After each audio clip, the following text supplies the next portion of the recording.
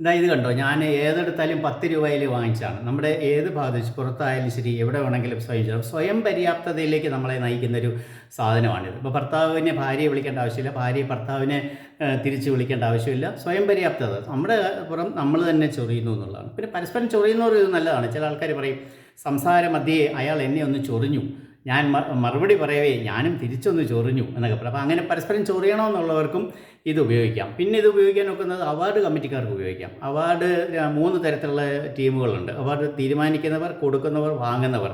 നമ്മൾ വിചാരിക്കും വ്യത്യസ്തരായിട്ടുള്ള കളിക്കാരാണെന്ന്. ഒന്നുമല്ല, നമ്മൾ അടുത്ത് നോക്കിയാൽ അറിയാം, ഒരേ കളിക്കാർ തന്നെ മാറിയും തിരിഞ്ഞും ഇതേ ടീമുകളിൽ തന്നെ വരികയും അവർ പരസ്പരം, അതിന് മാനദണ്ഡം ഇതാണ്, ഇങ്ങനെ പരസ്പരം ചൊറിഞ്ഞു കൊടുക്കുക എന്നുള്ളതാണ്. അങ്ങനെ അവർക്കും ഇത് ഉപയോഗിക്കാം. അപ്പോൾ സാഹിത്യ അവാർഡിനൊക്കെ ഇത് ബാധകമാണ് എന്ന് പറയുമ്പോൾ മഹാനായ സാഹിത്യകാരൻ വൈക്കം മുഹമ്മദ് ബഷീർ പറഞ്ഞിട്ടുള്ളൊരു കാര്യം കൂടി ഇവിടെ പറയേണ്ടതുണ്ട്. അദ്ദേഹം പറയുന്നത്, ചൊറിയുന്നിടത്ത് മാന്തുന്നതിനേക്കാൾ സമാധാനപൂർണമായ മറ്റൊരാനന്ദവും ഈ ലോകത്ത് വേറെ ഇല്ല.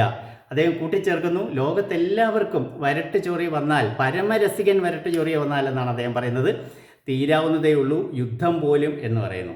യുദ്ധത്തിന് വേണ്ടി, അല്ല ലോക സമാധാനത്തിന് വേണ്ടി 2 കോടി രൂപ ബഡ്ജറ്റിൽ മാറ്റിവെച്ച സംസ്ഥാനമാണ് നമ്മൾ. അതിൻ്റെ ഒന്നും ആവശ്യമില്ല. എല്ലാവരും 10 രൂപ കൊടുത്ത് ഏതെടുത്താലും 10 രൂപ, അതിനകത്ത് ഈ ഒരു സാധനം വാങ്ങിച്ചാൽ നമുക്ക് ലോക സമാധാനം തന്നെ കൈവരിക്കാൻ സാധിക്കും.